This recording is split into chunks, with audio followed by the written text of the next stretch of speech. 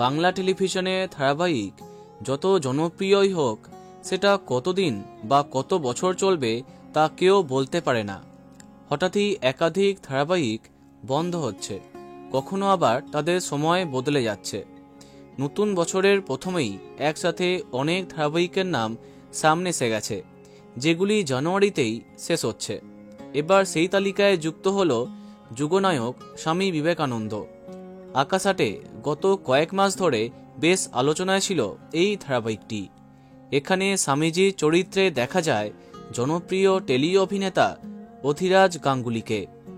বলা বাহুল্য, তাকে বেশ ভালোই মানিয়েছিল এই চরিত্রে।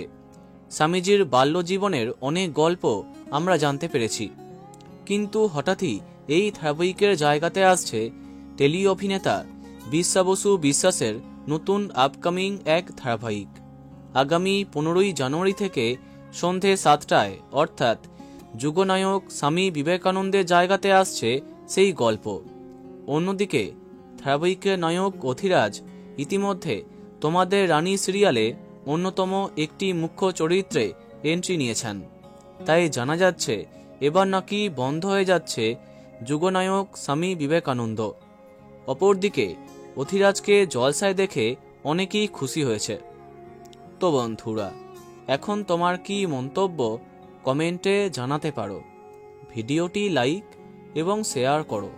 এই রকমই অনেক ভিডিও পেতে সাবস্ক্রাইব করো কারেন্ট পজ। ধন্যবাদ।